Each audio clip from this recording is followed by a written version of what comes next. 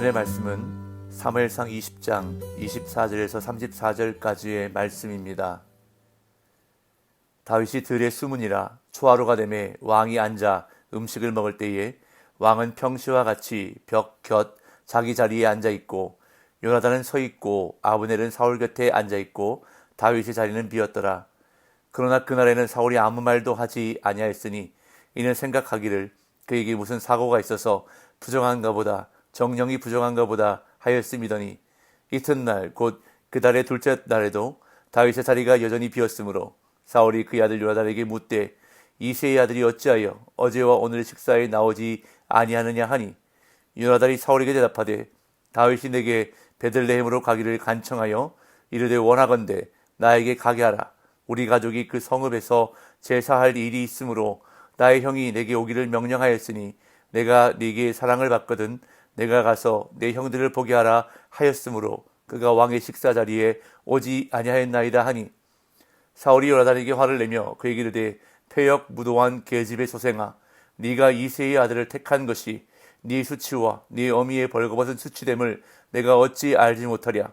이새의 아들이 땅에 사는 동안은 너와 네 나라가 든든히 서지 못하리라. 그런즉 이제 사람을 보내어 그를 내게로 끌어오라. 그는 죽여야 할 자이니라 한지라. 요나단이 그의 아버지 사울에게 대답하여 이르되 그가 죽을 일이 무엇이니까? 무엇을 행하였나이까? 사울이 요나단에게 단창을 던져 죽이려 한지라.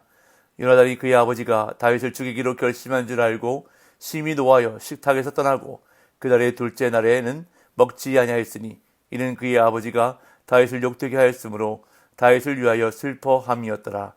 아멘.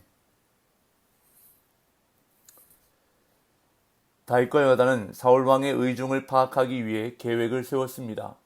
왕과 신하들이 초하루가 되면 함께 모여 만찬을 하게 되는데 그 식사 모임에 다윗이 참여하지 않음으로 인해 사울 왕이 어떻게 반응하는지를 보고 의중을 파악하자는 계획이었습니다. 다윗이 만찬에 나타나지 않으면 사울 왕이 어찌된 일인지 물을 것이고 다윗이 가족들과 함께 매년 드리는 제사를 위해 베들레헴으로 갔다고 요나단이 대답할 때 사울의 반응이 좋다고 허락하면 다윗에게는 아무 일도 일어나지 않을 것이고 만약 사울의 반응이 화를 내고 문제를 삼는다면 이는 다윗을 죽이려는 마음이 그 안에 있는 것으로 파악하자고 다윗과 요나단은 계획했습니다. 드디어 초하루 날이 되어 만찬이 시작되었습니다. 다윗은 계획대로 만찬의 자리에 나타나지 않고 들에 숨었는데 다윗의 자리가 비어있음에도 불구하고 사울 왕은 다윗을 찾지 않았습니다. 24절에서 26절입니다. 다윗이 들에 숨으니라. 초하루가 되매 왕이 앉아 음식을 먹을 때에 왕은 평시와 같이 벽 곁 자기 자리에 앉아 있고 요나단은 서 있고 아브넬은 사울 곁에 앉아 있고 다윗의 자리는 비었더라. 그러나 그날에는 사울이 아무 말도 하지 아니하였으니 이는 생각하기를 그에게 무슨 사고가 있어서 부정한가 보다, 정령이 부정한가 보다 하였음이더니 요나단과 또다시 언약을 맺은 다윗은 약속한 대로 들에 가서 몸을 숨겼습니다. 그리고 초하루가 되어 만찬이 시작되었습니다. 사울은 평시와 같이 자기 자리에 앉아 있었는데 그 자리는 벽 쪽에 있는 자리로 등 뒤에 틈이 없어 가장 안전하고 모든 사람을 두루 가장 잘 살필 수 있는 자리였습니다. 이것만 보아도 사울이 얼마나 자신의 안위에 민감했는지를 짐작할 수 있습니다. 그리고 사울의 옆에는 아들 요나단이 서 있었습니다. 아마도 아버지 사울이 필요할 때 언제든지 도움을 줄 수 있는 일종의 비서 자리였다고 할 수 있습니다. 그리고 사울의 양 옆자리는 장수들의 자리였는데 한쪽에는 아브넬이 앉아 있었고 다른 한쪽에 앉아 있어야 할 다윗의 자리는 비어 있었습니다. 그런데 다윗의 자리가 비어 있었음에도 사울은 아무 말도 하지 않았습니다. 사무엘서를 기록한 저자는 사울의 생각을 독자들에게 전해주는데 그에게 무슨 사고가 있어서 부정한가 보다, 정령이 부정한가 보다 라고 생각했다는 것을 전해주고 있습니다. 즉 다윗에게 갑작스러운 사건이 생겨서 정결하지 않아 오지 못한 것으로 생각했다는 것입니다. 여기서 정결법을 언급하는 이유는 아마도 초하루 만찬에 희생 제사를 드렸던 것으로 여겨집니다. 자, 그런데 여기서 한 가지 의문이 생기는 것은 지금까지 다윗을 죽이려고 혈안이 돼 있었던 사울이 과연 이렇게 생각했을까라는 의문입니다. 왕과 신하들이 모두 모여서 식사하는 자리에 다윗이 아무 말도 없이 나타나지 않았는데 사울이 그저 다윗이 무슨 일이 생겨서 정결하지 않아 오지 못했나 보다 라고만 생각했다는 것이 지금까지 사울의 모습과는 전혀 어울리지 않는다는 것입니다. 만약 사울이 정말로 이렇게 생각했다면 그는 심각한 정신질환을 앓았다고 볼 수 있습니다. 왜냐하면 이전까지의 모습과 전혀 다른 모습으로 보여지고 있기 때문입니다. 그러나 본문의 이야기를 계속 읽어가다 보면 사울은 끊임없이 다윗을 제거할 명분을 쌓고 있었음을 알 수 있습니다. 사울은 다윗을 제거하는 데 있어서 법적으로 아무 문제가 없도록 다음 날까지 참고 기다렸던 것입니다. 사울의 기대대로 다음 날도 다윗의 자리는 여전히 비어 있었습니다. 27절에서 29절. 이튿날 곧 그달의 둘째 날에도 다윗의 자리가 여전히 비었으므로 사울이 그의 아들 요나단에게 묻되 이새의 아들이 어찌하여 어제와 오늘 식사에 나오지 않았느냐 하니 요나단이 사울에게 대답하되 다윗이 내게 베들레헴으로 가기를 간청하여 이르되 원하건대 나에게 가게 하라. 우리 가족이 그 성읍에서 제사할 일이 있으므로 나의 형이 내게 오기를 명령하였으니 내가 네게 사랑을 받거든 내가 가서 내 형들을 보게 하라 하였으므로 그가 왕의 식사 자리에 오지 아니하였나이다 하니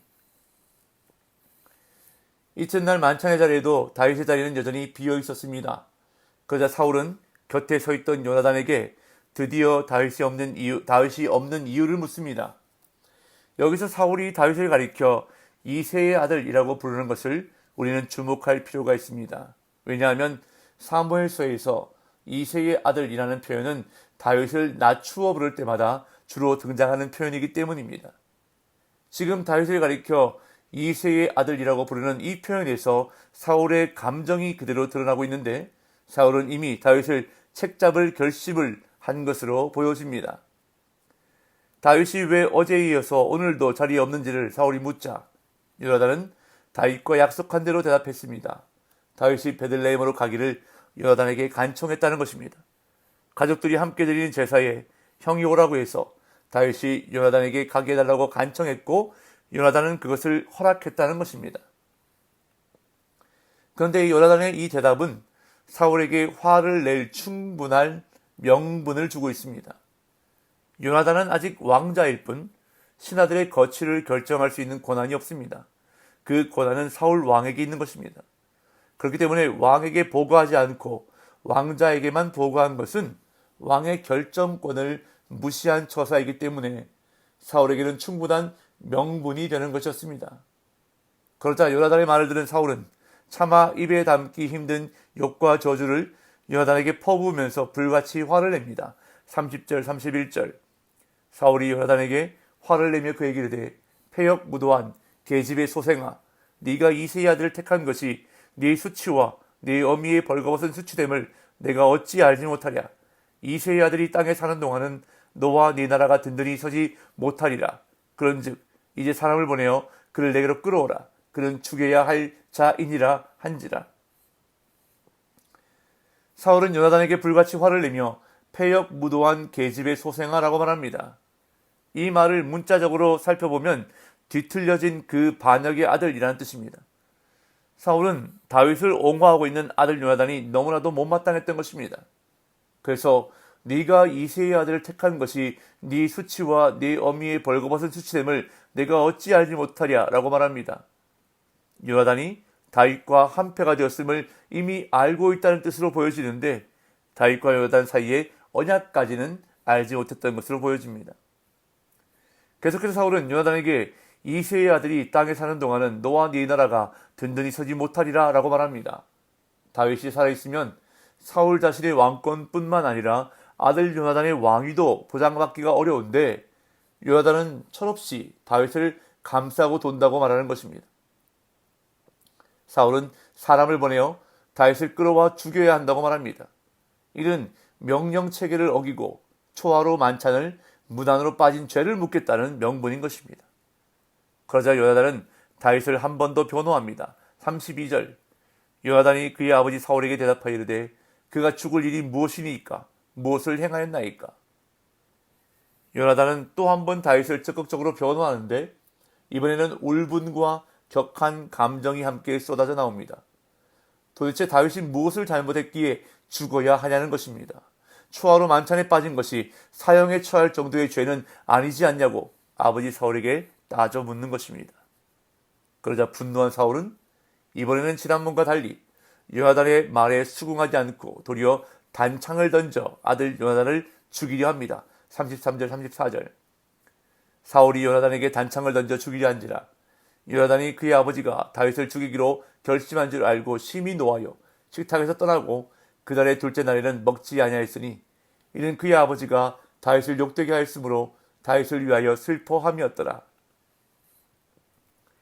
다윗이 무슨 죽을 일을 하였느냐고 따져 묻는 요나단의 말에 큰 배신감과 분노를 느낀 사울은 이성을 상실하고 요나단을 향해 단창을 던져 죽이려 했습니다. 이 모습을 본 요나단은 아버지가 다윗을 죽이기로 작정한 것을 확실히 알게 되었고 크게 분노하여 식사 자리를 박차고 나왔습니다. 그리고 아무 잘못 없이 미움을 받는 다윗으로 인해 슬퍼했습니다. 오늘 본문 속에서 분노를 다스리지 못해 폭언뿐만 아니라 아들을 죽이려고 하는 사울의 모습을 보게 됩니다. 물론 사울이 정상이 아님을 참작하더라도 분노의 결과는 참으로 무서운 것을 볼 수 있습니다. 그래서 잠언 16장 32절은 우리에게 이렇게 말씀합니다. 노하기를 더디하는 자는 용사보다 낫고 자기의 마음을 다스리는 자는 성을 빼앗는 자보다 나으니라. 오늘도 분노가 내 마음과 생각을 지배하지 못하도록 성령님의 도우심을 간구하며 살아가는 이 하루가 되기를 간절히 소망합니다. 성령님께서 나를 다스려 주시기를, 성령님의 인도하심을 따라 살아가는 성령 충만한 복된 날 되시기를 예수님의 이름으로 축복합니다.